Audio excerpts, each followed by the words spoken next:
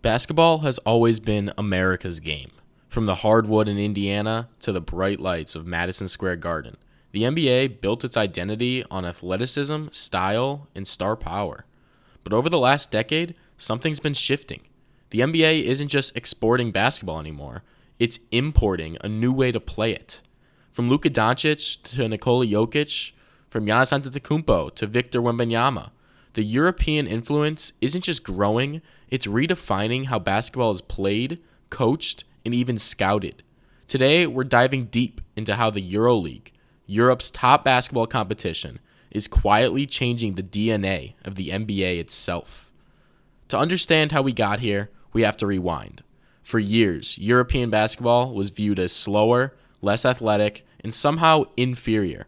But that stereotype began to crumble in the late 1990s and early 2000s. Players like Dirk Nowitzki, Tony Parker, and Pau Gasol proved that European players could not only survive in the NBA, they could thrive.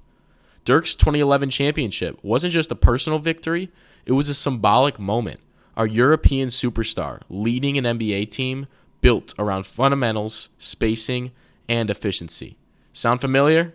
That's exactly the way the modern NBA plays today. The EuroLeague isn't about highlight reels. It's about execution. In Europe, teams focus on ball movement, spacing, and team defense rather than isolation scoring. Players learn to think the game before they dominate it physically. That's why many European stars, like Jokic and Doncic, seem mentally 2 steps ahead of their opponents. EuroLeague players grow up running complex sets and reacting to defensive shifts.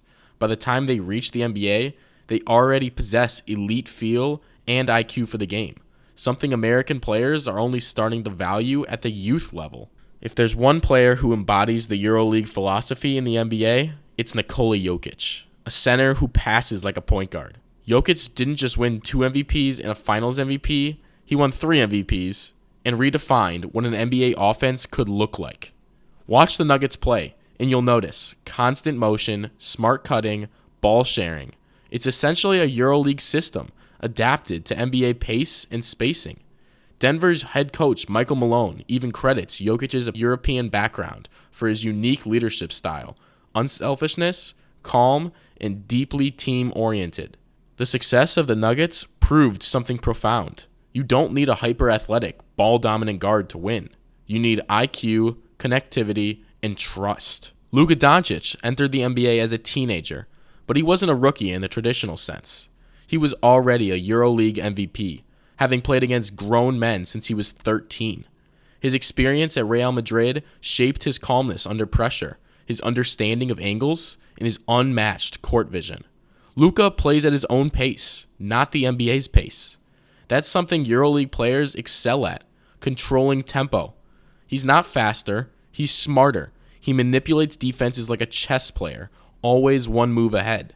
And that's a mindset deeply rooted in European basketball philosophy. Giannis Antetokounmpo may have developed in Greece, but his growth reflects the EuroLeague system focus on fundamentals before flash. When he arrived in Milwaukee, he wasn't just raw, he was humble. He listened, learned, and built his game layer by layer. Then came Victor Wembanyama, the most hyped European prospect ever. Wemby isn't just tall and skilled, he's the full realization of what the EuroLeague model produces. Players who can dribble, shoot, and defend at all 5 positions. Both Giannis and Wemby symbolize how the NBA's future is positionless, global, and inspired by the European approach to all-around skill development. It's not just players, it's coaches too.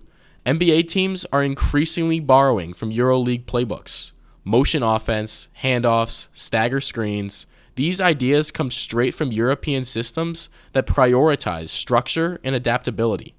Even defensive schemes, like heavy switching, tagging the roller, or packing the paint, reflect EuroLeague concepts. We're seeing more assistant coaches from overseas joining NBA benches, and teams are scouting not just players, but philosophies from Europe. In Europe, basketball development is built around clubs and academies, not high school fame or mixtapes. Players grow up learning systems, not highlights. They're trained to master passing, cutting, and defense before showboating. Compare that to the US. AAU circuit where players often focused on individual exposure. Now, with stars like Luka, Jokic, and Wemby proving what intelligence and teamwork can do, the NBA is slowly adapting. We're seeing new initiatives like the G League Ignite, NBA academies overseas, and player exchanges that merge the best of both worlds. The NBA is no longer just an American league, it's a global league, and the EuroLeague has played a massive part in shaping that. European basketball has given the NBA something it desperately needed, a reminder that the game isn't about who jumps the highest or runs the fastest. It's about who thinks the best. The next generation of NBA stars will grow up blending both worlds, the athleticism of America and the intellect of Europe. And when that happens, we won't talk about Euro players anymore. We'll just talk about basketball players. So if you enjoyed this breakdown, don't forget to hit that like button, subscribe button, and I'll see you guys in the next one for some more NBA content.